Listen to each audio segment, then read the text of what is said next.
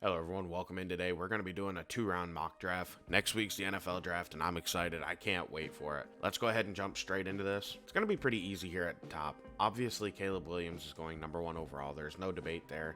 You can debate whether he'll be good long term or not, but for now, he's set up to go at number 1. At 2, for Washington, this is where I'm going to go and trust my gut. And I think Drake May is the second best quarterback in this class, so I'm going to give him to Washington at 2. At 3, everybody wants to talk about New England trading down. I just don't see how they can do it. I want to give you a bunch of in-depth analysis, but these are all talked about consistently. And to me, it makes no sense to pass on a quarterback, whether it's Jaden Daniels, Drake May. Take either one of them and we'll be good to go. At pick 4, the Arizona Cardinals are up on the clock. Now, this is where it can get interesting. In this scenario, they're going to stick and pick Marvin Harrison Jr. And then at pick 5, the Chargers come up onto the clock. And this is where we're going to have the trade happen. So Minnesota's going to come up onto the clock here at number 5. They're going to give up both first-round picks they have, and they're going to come up to pick J.J. McCarthy. There's no question that he's going to be the next quarterback. Those are your top 4 quarterbacks. I'd be shocked if Michael Penix jumps one of them. I don't see a chance where Bo Nix does either. So at pick 6, the New York Giants are on the clock, and they would have loved to get J.J. McCarthy, I think, at number 6, but everybody knows you got to jump him just to be safe. So for them, they're going to go ahead and take, I'm going to give them Rome Odunze. I'm a little bit higher on Rome. A lot of people think it's like Malik and Marvin really close and then a little gap and then Rome Odunze. I actually disagree. I think Malik Neighbors is a really good player, but I worry about how much he's going to be able to consistently win on the outside in the NFL. He has a lot of speed, so there's a chance he can, but I think he's a little bit more of a slot guy with big play potential. I think Rome's a true number 1 receiver, and I think the Giants need that. They have enough slot type guys, so for me, I'm going to give them Rome Odunze. At pick 7, Tennessee's up, and this is probably the most boring pick out there, but Joe Alt's going to go to Tennessee at 7. At pick 8, Atlanta's on the clock. Now with Malik Neighbors on the board still here, and maybe another team wanting to come up for a receiver somewhere in here, you could see this as a trade back spot because I truly think Atlanta's going to go defense. And for me, I'd give him Jared Verse, but I think Dallas Turner is probably the first edge off of the board, so I'm going to give Dallas Turner to the Atlanta Falcons. Now Chicago's on the clock. They just handed Malik Neighbors, and they're happy.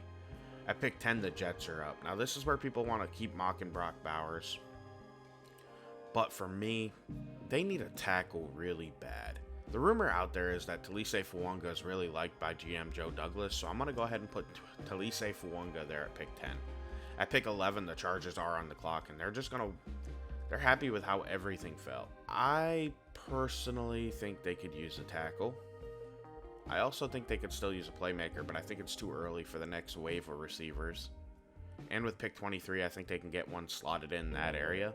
I'm going to go ahead and give them Olu Fashanu to come in and play for the Chargers.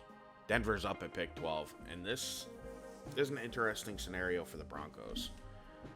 I truly think that they need to come away from this draft with a quarterback, so I see them wanting to trade back and let somebody come up to either get one of the top corners or Brock Bowers. Or maybe, depending on how you view the offensive tackle class, Troy Fautanu or J.C. Latham. So, we're going to trade here, and I'm going to have the Cincinnati Bengals come up. So the Bengals come up. Usually I give them Brock Bowers, but in this situation, I think they're going to come up and they're going to take J.C. Latham at pick 12. So at 13, it's the Las Vegas Raiders on the clock. Now, they need offensive tackle help bad and quarterback help, but they have that second round pick in their back pocket. So for me, they're going to go ahead and take Troy Fautanu here at pick 13.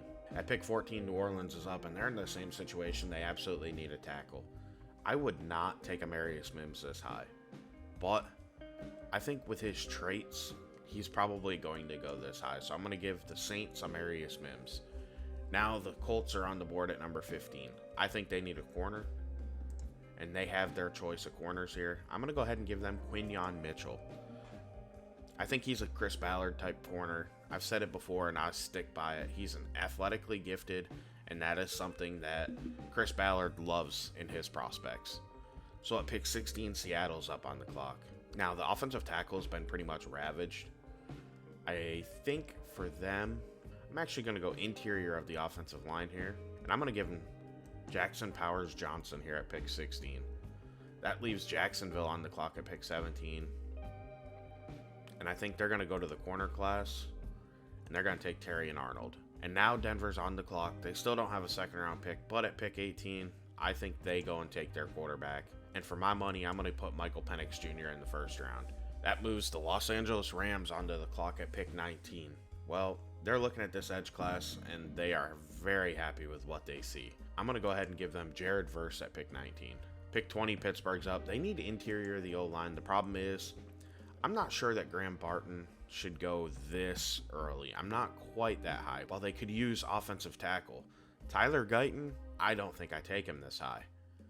Okay, now we're going to go to the receiver class. And you go, okay, maybe a Brian Thomas Jr. and Adonai Mitchell. But instead, I'm going to go to corner, and I'm going to give him Cooper DeJean. I'm super high on Cooper DeJean, and I think he just fits Pittsburgh. So I think he'd be a fantastic pick for him. And I think that he would kind of fill out that corner room well opposite of Joey Porter. He could slide into the slot if you needed him to. He could play a little bit of safety if Minkah has health issues. I personally still like him best as an outside corner, but everybody loves him as a slot or a safety. So I think it would be easy to fit him into that defense, and he is versatile, and I think that their defensive coordinator would be able to utilize him well. So at pick 21, Miami's on the clock, and for them, Byron Murphy's still on the clock. I'm going to give him Byron Murphy here at pick 21. He's a good player. I am not quite as high on him as some of these other guys. He's explosive, yes, and he is a good player.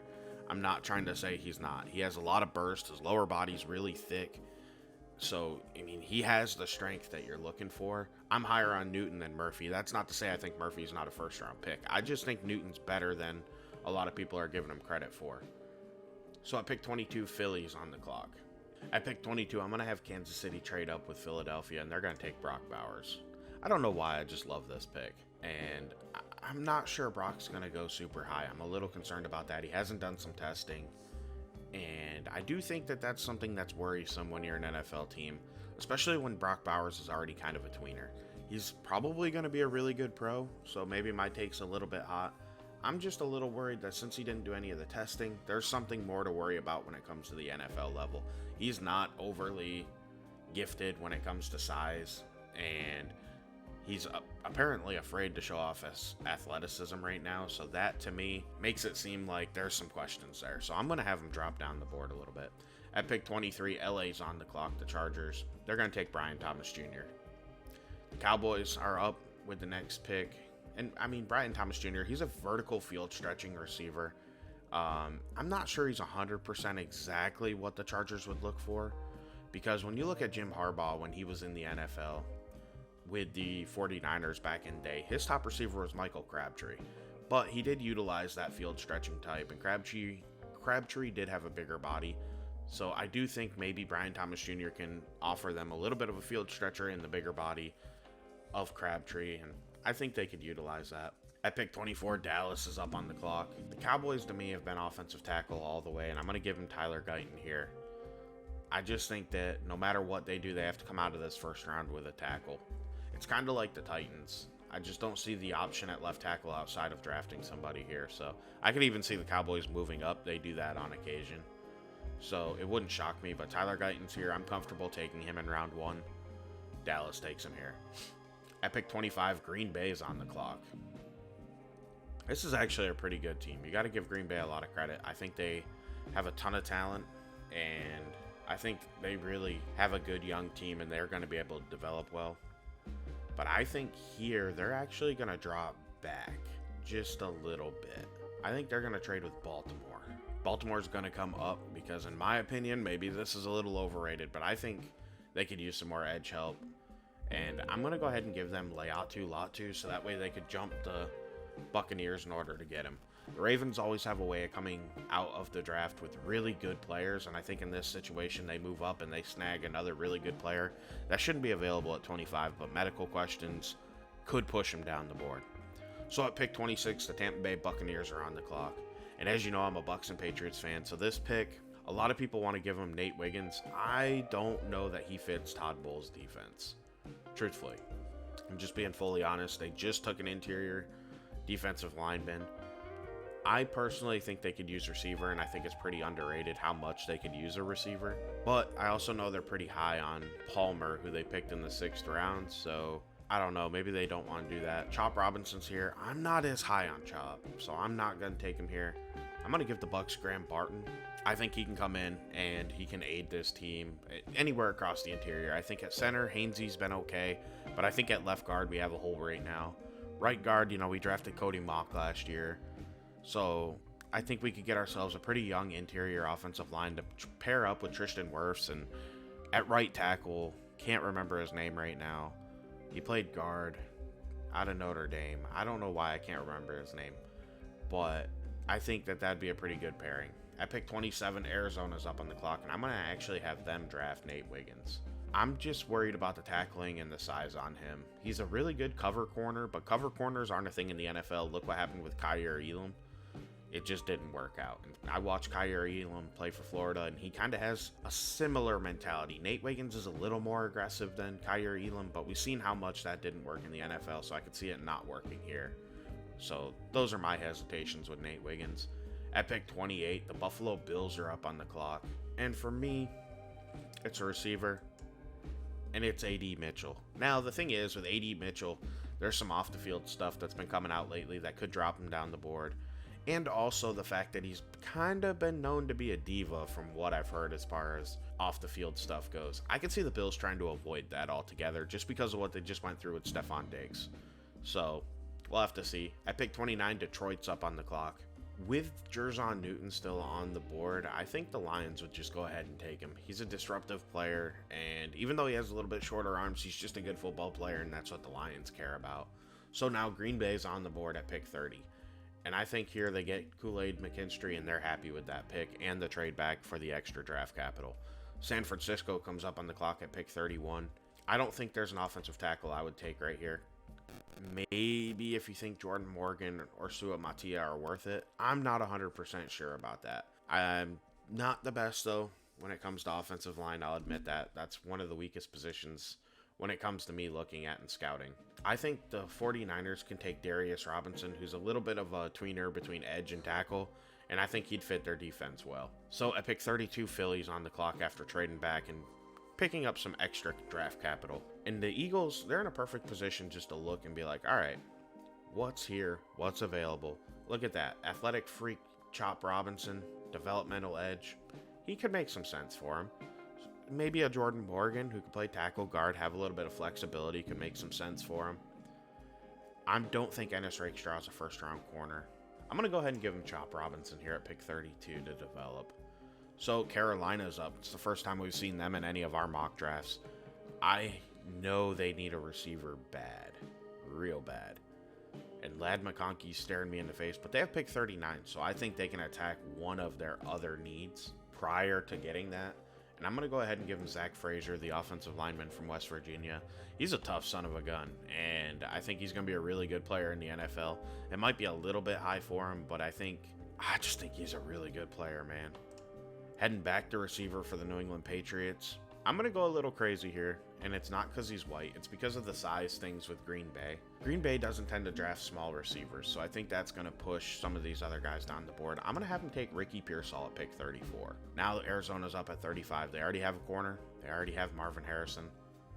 Let's go to the edge. I think Marshawn Kneeland is going to be their pick. He could get into the first round. He's somebody that for some reason he could sneak in just at the back end because there's a big group of players. I've heard it listening to podcasts and stuff, but I'll also say watching them, you can, like the top 20 are pretty easy. 20 to 20, probably top 20 to me, I would say is probably a good number, are pretty easy players to group up that high and go, these guys are going to go in round one. You hit the next group though, and I seriously think it's like 20 to 60. There's a lot of players that are pretty similar when you watch them. They have flaws, they're older, they have just question marks. So I think that's going to move guys up and down the board a lot more than what you think. And I think Marshawn Kneeland is one of them guys that could move up the board way more than people think he might, just due to the nature of this draft class. So the Commanders are up on the clock here. They have Drake May. They need edge. I don't think they're going to address it here. They're going to go offensive tackle, and they're going to take Kingsley Suamataia. I think that's a fantastic pick for him. The Chargers come up after taking Olu Fashanu and Brian Thomas. What are they going to swing back here in the third round for? Well, knowing Jim Harbaugh, he loved to build up the defense. And even though I'd love to say Chris Jenkins because of the Michigan connection, Braden Fisk is a higher rated player on my board, and I'm going to give him Braden Fisk. He showed that when he went to the NFL from Stanford. He didn't choose Stanford guys just to choose them. He chose the best players. So I think that trend will continue. So Fisk is a better rated player to me than Jenkins. So Tennessee's up after taking Joe Alt. Honestly, it might sound crazy to some of you, but I'm going to have them pick another offensive lineman. That's how bad I think their offensive line is right now. And I think receiver they can get in the third, fourth round. I'm going to have them take Christian Haynes. I'm a little bit higher on him. That's probably a reach to a lot of people, but I think he could come off the board at pick 38 and be an excellent guard in the NFL. So at pick 39, Carolina's up. Receiver, and I'm going to have him take Ladd McConkey. To me, makes too much sense. He's such a good football player. I've watched Georgia play, as has pretty much anybody, and Ladd McConkey's just a good football player. He gets open. He makes the catch when he's there. He's fantastic. The biggest question with him is health. And a lot of that, I think, has to do with his size, which is why I had him go slightly down the board compared to where some people think he might go. So Washington's back up at pick 40. And here, I'm going to have him go ahead and take Ennis Rakestraw. I think he's a fantastic player, so it makes a ton of sense to get him off the board. He's got some questions coming out of the combine, and he's not as big as you would like. So I think he's still a good football player. And it's previous regime, so you never really know what they're thinking. But look at what they did last year in the first round. So I think they're willing to take a little bit more outliers. At pick 41, Green Bay is up. They managed to get Kool-Aid McKinstry, and I think in this situation, they're going to take Jordan Morgan. He's still available. I probably should have had him come off the board a little sooner, if we're being honest. At pick 42, Houston's up, and this is going to be their first pick. At pick 42, I actually really like the idea of taking Chris Jenkins, and that's who they're going to take. So he's a disruptive player that I don't think was consistent on film. He just didn't always seem to pop. So I don't know if it's an effort question or a talent question. I'm not sure, but maybe I'm a little biased having grown up watching his dad play, but I think he can be a really good football player. So at pick 43, Atlanta's up. They took Dallas Turner in the first round, and honestly, I think they need more help on the defense. And I'm going to go with TJ Tampa. I'm higher on him. I think Kamari Lassiter ran too slow. Honestly, he's like a third-round pick to me.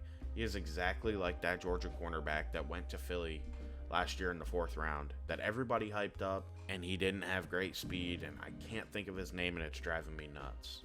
But he went to Philly. You know what? Drop a comment below if you guys remember his name. I could Google it, but drop the comment below. Next up's Las Vegas, and this one to me is pretty easy. They're going to take Bo Nix. Honestly, they'd probably have to move up for him, but I'm going to let him stick and pick and get Bo Nix here. At pick 35, New Orleans is up. They took Amarius Mims, and I also think they need a receiver. I'm going to give him Keon Coleman. I think a big body guy with Derek Carr would be really helpful.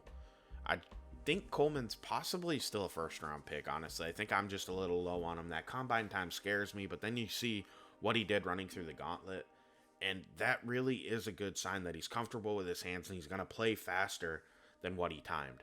Because when you know and you're comfortable and you can hit that line straight and just go and flip your head left and right and just run right down and catch him and not decelerate at all, that means you're comfortable, and that should tell you that when he's out there playing, he's going to play faster. So my gut says big guy who's not fast and struggles to separate. I think of N'Keal Harry, and that just scares the crap out of me, and that's why I push him down the board. But I could see him succeeding just because of what he did in that gauntlet drill is the difference between him and probably N'Keal Harry. But at pick 46, Indy's is up. They took Quinyon Mitchell. I'm going to have him take Xavier Legette. I'm not this high on Legette, but I know a lot of people are, and Indy does kind of have a type. They like athletic-y, freaky guys, and I think he fits that mold well, and they need a receiver, so he fits perfectly. At pick 47, the Giants are up. They took Rome in the first round, who is an excellent pick, if you ask me. I'm going to have the Giants go ahead and take Tyler Nubin, my top safety, at pick 47. I'm not sure that safety is going to be addressed this early for him, but I just feel like he's the best value for this pick, and when it comes to drafting, it shouldn't just be need-based. I could see them trading back to maybe get Nubin a little bit lower, or just stay ahead of the run and pick him now. Next up, we have the Jacksonville Jaguars. They took Terry and Arnold in the first round, and I think they need a receiver bad. So for me, I'm going to give them Roman Wilson. I think he probably doesn't fit the best when you really think about it. However, they are going to end up having to probably replace Christian Kirk soon, even though he's been really good for them. You know, his contract's going to be up and money is going to be tight. I think Roman Wilson could step into that role and he could produce for this team immediately. Next up at pick 49 is Cincinnati. They took J.C. Latham in the first round, and I think they are going to take a receiver at this pick. Personally, I'm not high on Xavier Worthy, as you can tell. He's fallen down the board. I'm not giving him to Cincinnati either. Even though this guy's had kind of a tough draft process, I'm going to take a chance and give them Tez Walker. He kind of fits that T. Higgins mold a little bit, so he's the one that makes the most sense to me. I did think about giving him a slot to replace Tyler Boyd, but at the same time, they drafted a couple people last year that I think can fill in the slot pretty easily. I think they need that big body outside guy to possibly replace T. Higgins. At pick 50, Philly's up, and they have a couple picks here close. They took Edge in the first round and Chop Robinson. I think here they're going to go to the corner class, and I'm going to give him Max Melton. I'm pretty high on this kid. He looks really good, and I'm going to take a chance by putting him in my top 50 here. At pick 51, Philly's up, at pick 51, Pittsburgh's up. They took Cooper DeJean, a corner out of Iowa. They need offensive tackle help, and I'm going to give him Kieran Amagaji. This is a risk, but he's a small school tackle out of Yale. I haven't really been able to watch him. I think I was able to find one game I could watch on YouTube, but he looked good, and everybody's talking this kid up. I'm going to take a chance and throw him here to Pittsburgh.